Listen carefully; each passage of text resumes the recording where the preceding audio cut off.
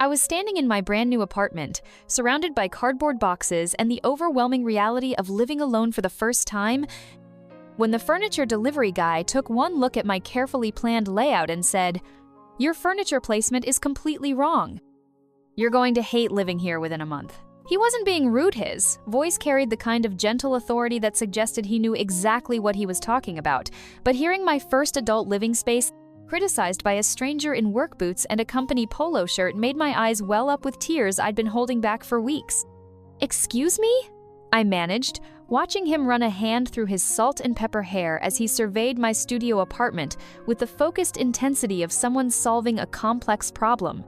He was older than I'd expected for a delivery driver, probably around 40, with the kind of weathered handsomeness that suggested he'd lived more life than most people I knew. "I'm sorry," he said, and there was genuine regret in his dark eyes. "That came out wrong. I just meant that the way you have everything positioned, you're not maximizing the natural light or the flow of the space. It's going to feel cramped and dark, especially during the winter months." If you're enjoying this story, don't forget to hit that subscribe button and ring the notification bell. It really helps the channel grow.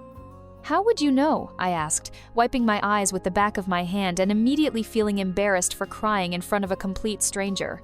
"You're a furniture delivery guy." Something flickered across his expression, amusement, maybe, or recognition of a fair point. "You're right. I am a furniture delivery guy, but I used to be something else." "What?" "An architect, and these apartments, this whole complex, I designed them 8 years ago." I stared at him, trying to process this information. "You designed my apartment?" "This building, and the 3 others in this development, back when I thought I knew what I was doing with my life." He gestured toward my couch, which I'd positioned against the far wall. "Can I show you something?" "What?" "How to make this space actually work for you instead of against you." I looked around the apartment, my first apartment, the place I'd saved for 2 years to afford, the symbol of my independence and adulthood, and realized that despite my careful planning with graph paper and measurements, something did feel off about the layout. "Okay," I said. "Show me." "What's your name?" he asked, already moving toward my couch. Sarah Martinez." "I'm James Morrison." He looked at me seriously. "Sarah, before we move anything, can I ask what you're hoping to get from this space?" "What do you mean?" "I mean, how do you want to feel when you're here? What do you want this apartment to do for your life?" The question was so unexpected, so much deeper than anything about furniture arrangement, that I found myself answering honestly. I want it to feel like home. Like a place where I can figure out who I am when I'm not trying to be what everyone else expects me to be. I paused, surprised by my own candor. I want it to feel like the beginning of my real life, not just a placeholder until something better comes along. James nodded like my answer made perfect sense. "Then we need to orient everything around comfort and natural light. You want to wake up every morning feeling like you're exactly where you're supposed to be." He started moving my furniture with the kind of efficient precision that suggested he'd done this before, but not as a delivery guy, as an architect who understood how spaces affected the people who lived in them. "The couch should go here," he said, positioning it at an angle that suddenly made the room feel twice as large. "It creates a conversation area while still allowing access to the kitchen, and you get both the morning light from this window and the afternoon light from that one." "How did you know I like morning light?" "Because you have a coffee maker but no TV, and your books are still in boxes, but your coffee setup was the first thing you unpacked. You're someone who starts her day intentionally." I watched him work, impressed by how completely he'd read my personality from a few observations. "You're very good at this." "I used to be." There was something wistful in his voice. "Your dining table should go here by the window. You'll actually want to eat meals instead of just grabbing food and retreating to your bedroom." "Why did you stop? Being an architect, I mean." James paused in his rearranging, his hands resting on the back of my chair.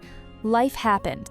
Bad decisions, worse timing, the discovery that being technically good at something doesn't mean you're emotionally equipped to handle the responsibility that comes with it." "What kind of responsibility?" "Designing spaces where people build their lives, where they fall in love, raise children, grieve losses, celebrate victories. When you design someone's home, you're designing the backdrop for their most important moments." "And that was too much pressure?" It was too much pressure when my own life was falling apart, and I couldn't figure out how to create stability for myself, let alone other people. I sat down on my newly positioned couch, surprised by how much better the room felt already. What happened? To your life, I mean. James was quiet for a long moment, adjusting the angle of my reading lamp with the same careful attention he'd given everything else. My wife left me, said I was more invested in creating perfect spaces for strangers than I was in working on our relationship. She wasn't wrong. I'm sorry. It was 6 years ago. I thought I'd processed it, moved on, learned from it. But then I started having panic attacks on job sites, second-guessing every decision, wondering if I was designing dreams or prisons for the families who live in the spaces I created. So you became a furniture delivery guy? So I took a job that let me see how people actually lived in the spaces I designed, how they adapted them, what worked, what didn't. I told myself it was temporary, just until I figured out how to trust my instincts again. And 6 years later, I'm still delivering furniture to apartments I designed, helping people arrange their lives in spaces I created when I thought I understood what home meant. I looked around my apartment, seeing it differently now that I understood the thought and care that had gone into its design. James, this is a beautiful space, the way you designed it, I mean. Thank you, but Sarah, can I tell you something? What? This is the first time I've been in one of these apartments since they were built. I avoided them, couldn't handle seeing how my work turned out in practice. Why today? Why my apartment? James sat down on the other end of my couch, and I was struck by how natural it felt to have him there, how the space he'd rearranged seemed designed for exactly this kind of conversation. Because when I saw your layout, I recognized something. The way you'd positioned everything against the walls, trying to make yourself as small as possible in your own space. It's how I lived for 2 years after my divorce, minimizing my presence in my own life, afraid to take up room, afraid to get comfortable anywhere. What would you do if you were in my place? Tell me in the comments. The observation hit me like a physical blow because it was absolutely accurate. I had been trying to make myself small, to live carefully and quietly in case this apartment, this independence, this new version of myself turned out to be temporary. And now, I asked?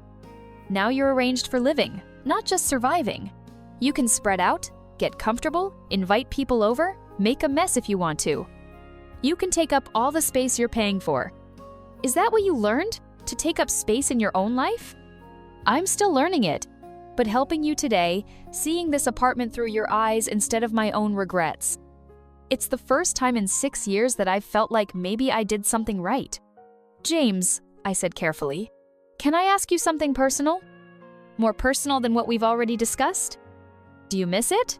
Architecture, designing homes, creating spaces for people's dreams? He was quiet for several minutes, looking around the apartment with an expression I couldn't read. Every day, but I also don't trust myself not to mess it up again. What if you didn't have to go back to designing buildings? What if you could help people the way you helped me today, figuring out how to make their existing spaces work for their actual lives instead of their imagined ones? Like interior design? Like spatial psychology? Like understanding that how we arrange our homes affects how we feel about ourselves, how we move through the world, how comfortable we are with taking up space. James looked at me with something that might have been admiration.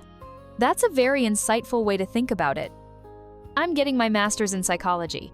I know how environment affects mental health, how our physical spaces can either support our emotional well-being or undermine it. And you think there's a market for someone who helps people arrange their lives along with their furniture? I think there's a market for someone who understands that home isn't just about aesthetics, it's about creating a foundation for the life you want to live. James stood up and walked to the window, looking out at the complex he'd designed. Sarah, can I tell you something? Anything. When I was designing these apartments, I was thinking about young professionals who wanted affordable luxury, who valued location and amenities over space.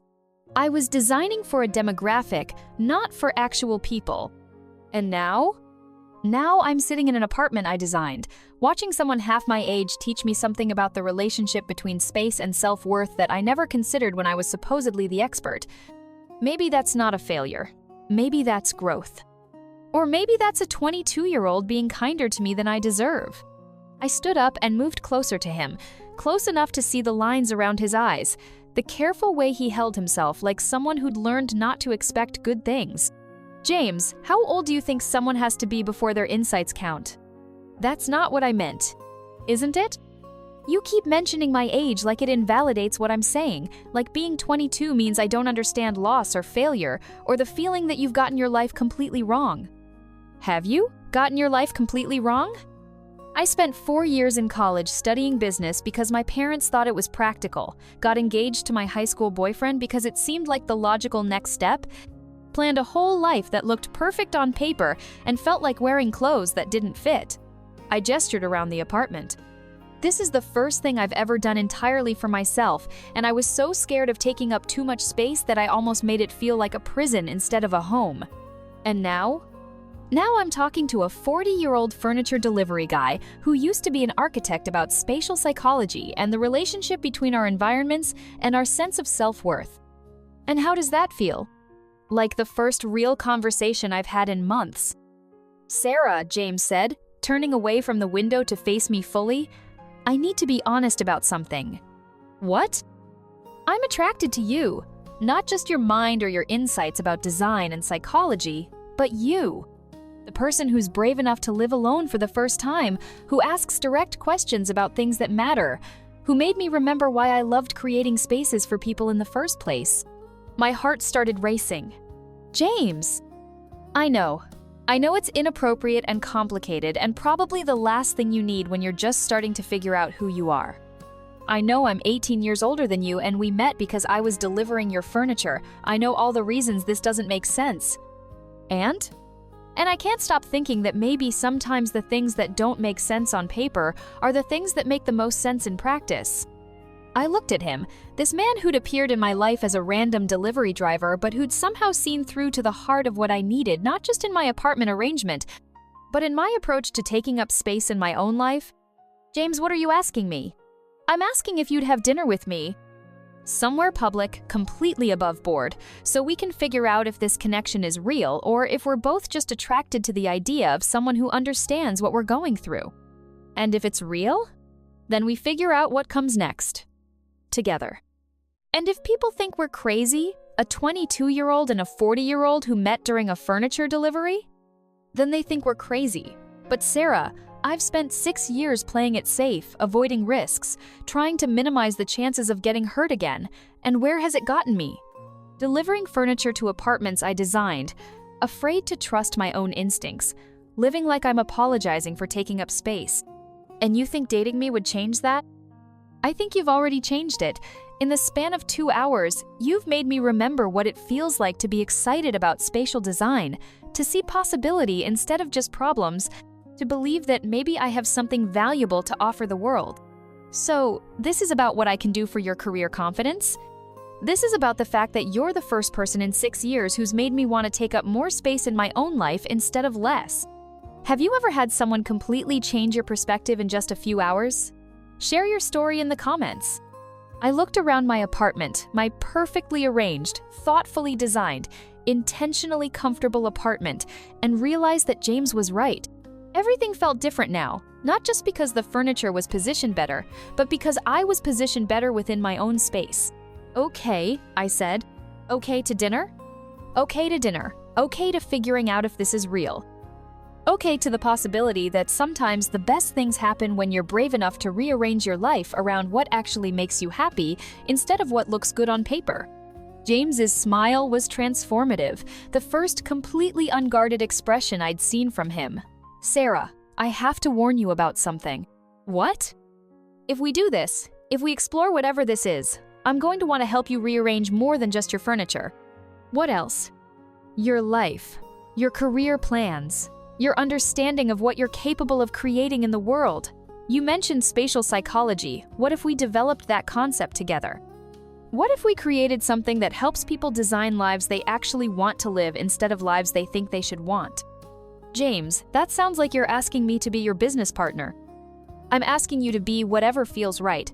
Partner, collaborator, someone who challenges me to be better than I thought I could be again.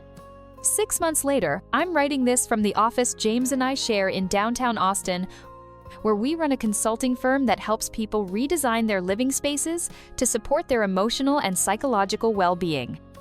We call it Intentional Spaces, and we're booked solid for the next 3 months with clients who want to learn how to arrange their home sand, their lives around their actual values instead of their imagined ones. The age difference still raises eyebrows sometimes, and people definitely think our origin story is unconventional. But sitting here in the space we designed together, watching James teach a young couple how to arrange their first apartment so it feels like a foundation for their dreams instead of a temporary placeholder, I know we made the right choice. Sometimes the best love stories begin with someone seeing your potential before you see it yourself. And sometimes the person who teaches you how to take up space in your physical environment also teaches you how to take up space in your own life. If stories about unexpected encounters that change everything inspire you, make sure you're subscribed. I share one real story every single day, and you won't want to miss what's coming next.